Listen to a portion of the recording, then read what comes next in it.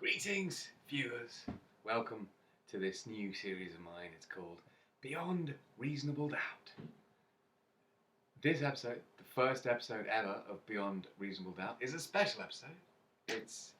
We're not going to start with some trivial thing to warm up, and we're not going to go after something where the degree of controversy is so extreme that the police state has already got mechanisms for completely silencing us. For example, if we were talking about something vaguely related to gigantic companies selling medications to people. But I think that what we want to talk about is whether or not the allegation that somewhere in the region of 70% of British people discriminate racially, we want to know whether that is beyond reasonable doubt. So let's have a look. Where do we look to find out how racist Britain really is?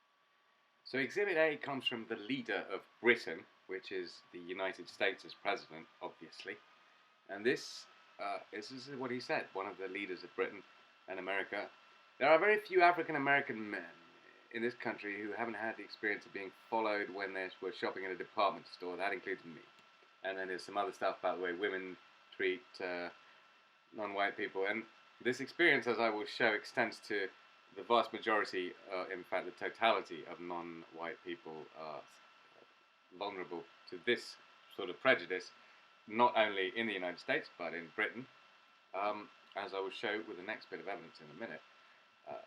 Which means that those who try and argue that just because this is American it doesn't apply to Britain, remarks by President Obama on Trayvon Martin, it should be noted, are displaying a stubbornness which is part of why racism persists. So if you want to just pick nits, because in a minute I'll just show you something else which will show you that no matter how you want to squirm and pretend that what Obama has said here is the problem the United States has, where everybody suffers racism from the majority of society. So what is that number? Where does that number lead us? Right? And I think there's another comment in this Trayvon Martin thing which ought to be examined before we leave it. So let's go to that first, and then I will give you some evidence about, direct evidence of a British black leader saying exactly the same thing about Britain. So let's conclude this bit of evidence with some more from Obama. And for those who resist the idea that we should think about something like these stand your ground laws, I just ask people to consider, if Trayvon Martin was of age and armed, could he have stood his ground on that sidewalk? And do we actually think that he would have been justified in shooting Mr. Zimmerman, who had followed him in a car, because he felt threatened? And if the answer to that question is at least ambiguous, then it seems to me that we might want to examine those kind of laws.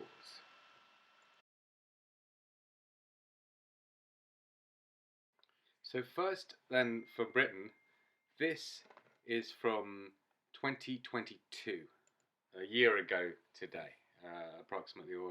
It's from the Boris Johnson regime.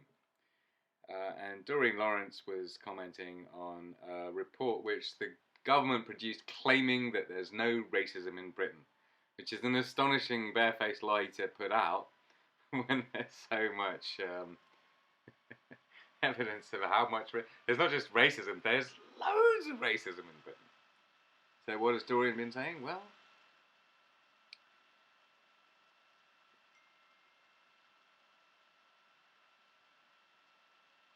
so the Tories tried to make a report that said Britain isn't a racist country, and Doreen Lawrence angrily pointed out that decades of hard work to combat racism were being shattered by a government telling a population which is far from unracist that it's unracist. So how does that square with the following data? The NHS pandemic data, 21% of all staff are black and ethnic minority ethnic, 63% of workers who died were that. 30% of staff, nursing staff versus 64, and 54, 44 and 95%. Look at that. So that's serious racism. That's serious disaster. There's a serious discrimination issue here. There's a serious inequality issue here. This report that Doreen Lawrence is claiming is rubbish is clearly total rubbish. Look at that. Feel free to read these things. So the second piece of evidence is Doreen Lawrence's statement, which you'll see in a minute. This is just a preamble. Her main statement will come in a second. Let's get to that one, shall we?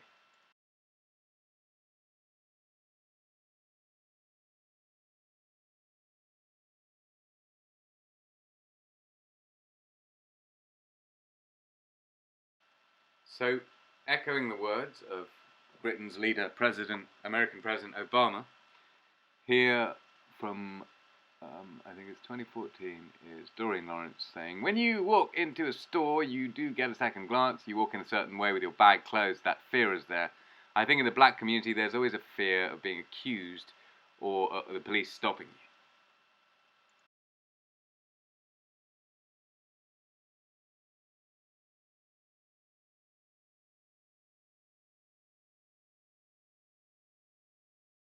So on to the next bit of evidence. The European Social Survey has shown that approximately half or more of British people believe that your character traits are dependent on your race and things like that. You know, what you are, whether you're harder working, biological racism, it's called. And the European Social Survey found that somewhere in the region of about 44% can be shown totally to be racist. But then when you factor in how many people, you know, who were tested would have been a little bit dishonest in their answers, knowing that this person was basically branding them racist for saying something that they didn't believe is racist. So they didn't say what they really believed, and they just said what the person wanted to hear. In which case, that 44% number is lower, and we can say it must be at least 50%. But at the end of the day, I think it's quite clear that the experience of most people points at somewhere nearer to 75%. And I think that what we see in the next bit of evidence I'm going to give you will help you be more aware of why it's obviously closer to 75. So it's somewhere between 50 and 75, probably closer to 55. But you can dig into this, you can read this little document, you can read the original source. You can go to TV Hobo and find all these things, tvhobo.com. But as you can see, this is evidence you cannot just throw back. This is British people routinely, systematically showing they believe in eugenics, in Hitler's little ideology. That's what they believe, yes. So now let's look at the other bit, the twin evidence. Now, Labour and Conservative councillors were shown to be equally anti-Semitic and Islamophobic. They discriminated against Jews and Muslims, and so did all the other MPs. So the Lib Dems can't pretend they're any different, because what was found was that councillors up and down the country, the reason the authors differentiated between Labour and Conservative is because there was this big battle, Labour saying, no, you're racist, Conservative saying, no, you're racist, and everyone was saying, no, you're racist. And it turned out all politicians, all Britons, most British people are racist. So you can see from this that they tested them very thoroughly, and British politicians failed. The majority of British politicians discriminate against Jews and Muslims about the same amount.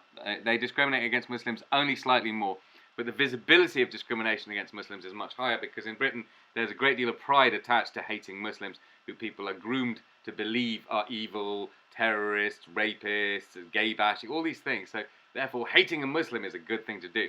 That's what a lot of British people have been taught, and are continually taught every day, and that's why we are where we're at.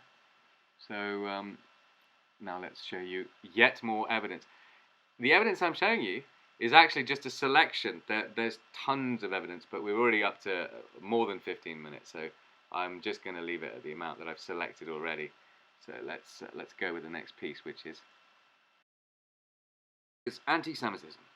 So the topic used by this majority racist country. 70% of these people hate Jews, and they tell anyone who they don't like, you're an anti-Semite. When 200 of the world's leading academic authorities on the subject of anti-Semitism and related studies, all of them Jewish and the majority Israeli, come together to produce such a document as the Jerusalem Declaration on Anti-Semitism, then it becomes much more awkward to label these people anti-Semites. This is the reason the media aren't covering its contents. Despite their obsessive coverage on the topic of anti-Semitism, the BBC hasn't run a single article about the Jerusalem Declaration on Anti-Semitism. And let's get to my summary. What is it which the Jerusalem Declaration says, which has the anti-Semitism smearers on the defensive? Well, Articles 8 and 9 are about how some people conflate being Jewish with being responsible for Israel. Just as people equally wrongly conflate being Muslim with being responsible for what any given Muslim does in the world. So what terrifies people like Tony Blair and Margaret Hodge is what the JDA points out is twofold. First, it says that anyone trying to suggest that all Jews are responsible for any crime Israel commits are, on the face of it, being anti-Semitic. And secondly, it says that anyone trying to suggest that people criticizing Israel are criticizing all Jews, the people who saying that you are anti-Semitic if you criticize Israel, because in their view criticizing Israel is the same as criticizing Jews, these people conflating criticizing Israel with criticizing Jews, they too are being anti-Semitic on the face of it. Why do some Jews say the latter, i.e. that criticizing Israel is anti-Semitic? Well, it's the same reason that Osama bin Laden says that if you call Saudi Arabia a warmonger, that you're Islamophobic, I suppose. It's the first weapon they can reach for to defend themselves.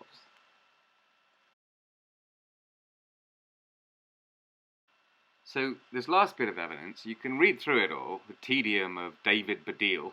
That's a good t-shirt. The tedium of David Baddiel. Whoopi Goldberg said, the Holocaust was not about racism, it was about man's inhumanity to man. And they all said, oh, it's anti-Semitic to say that. And she said, no, it's not. And they said, say sorry. And she said, okay, it is about racism as well.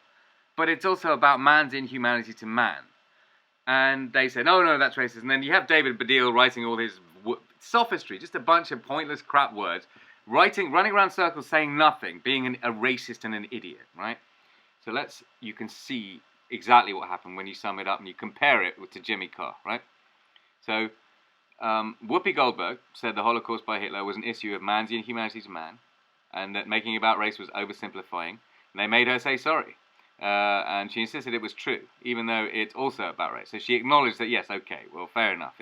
If you want to say that maybe it teaches some lessons about racism, then fair enough. But what it really teaches more, to me, is about man's inhumanity to man. And they just said, oh, get off, you're an anti-Semite. Now, Jimmy Carr said, haha, the Jews are lovely, but those gypsies, it's hilarious Hitler tried to kill them. You can look that's pretty much what his joke said. I paraphrased it, but that's what he said. And they just stood around defending him. They said on GB News, he goes, oh, we both know Jimmy's a nice guy, and put it down to misjudgment. And I wrote, is that like how Hitler misjudged whether or not gassing Jews, gypsies, homosexuals, disabled people, and assorted other non-pure white race people was the right thing to do? And if you look up Whoopi Goldberg versus Jimmy Carr, you get the Western response to me, I suppose, on Google, and it says that Whoopi Goldberg wasn't joking and Jimmy Carr was. So she's obviously an evil racist and he isn't. But obviously it's true, she wasn't joking, and what she said was true, and he was joking, and it was a sick joke. So let's end like this, because this will help deal with the fact that the Whoopi Goldberg Jimmy Carr thing, if you try and read about it, all you get is Western sophists, all of whom are essentially racist, who have no idea what they're saying or talking about, just playing word games and confusing you. So I'll tell it to you in a way that makes it very easy for you to understand. So Whoopi Goldberg said, the Holocaust was not about racism, it was about man's inhumanity to man. And a lot of people certainly would agree that Jews are not the same as white people, and white people are not the same as Jews, if you want to have these categorizations, which are false anyway. But read what I have to say about all this. You see, to say that the American slave trade was not about race, but about man's inhumanity to man, would be true. the people who were slaves were from assorted skin color and groups. To say that the attack on Iraq, Afghanistan, Libya, Syria and others was not about Islamophobia but man's inhumanity to man would be true, because the victims were from all religions, even if mainly Muslim, and the perpetrators included many Muslim states like Saudi Arabia. Ultimately, Islamophobia was the glue which held the imperial incursions together, but what happened there was a far deeper sin than something with as few dimensions as Islamophobia or hatred of Muslims. Rape is not the suffering of women. Many victims of rape are men, and on top of that, the cause of rape is to do with the morality of society in its totality, not just the male contingent. As you can see, in all these examples, I myself would consistently side with the Goldberg statement. What she said sounds like something Picard would say, indeed. Perhaps people would not try to perceive Jew hatred in it if he had said it, naturally. It is their hatred of black women they are showing most offensively when criticizing Goldberg for what she said. Her sensitive apology was very dignified and a decent response. Perhaps they should try to learn at least that from her, these numpties making offensive statements about what she said, which is the same message Holocaust survivor Primo Levi expressed in his writing. If you read Se questo è un uomo, which I've read many times, if this is a man, you will find that what Whoopi Goldberg says is also what Primo Levi says. You're lazy. You are lazy, racist, and stupid, so you're not even going to bother, so I will tell you exactly what Primo Levi said in If This Is a Man, which is exactly what Whoopi Goldberg has said. He said, do not do this in your own homes. Do not make your world, your lives, into a concentration camp. Whoever you are, you who live safe in your warm houses, whoever you are, do not make this. Don't do this again to anyone. That is what Primo Levi, the Holocaust survivor, said in his book, If This Is a Man, which is a completely synonymous statement with Whoopi Goldberg saying that the Holocaust showed us man's inhumanity to man. That is the reality. And the fact that you are so amazingly misled, and before you saw this video, you were on the side of Hitler. I mean, what the fuck is wrong with you?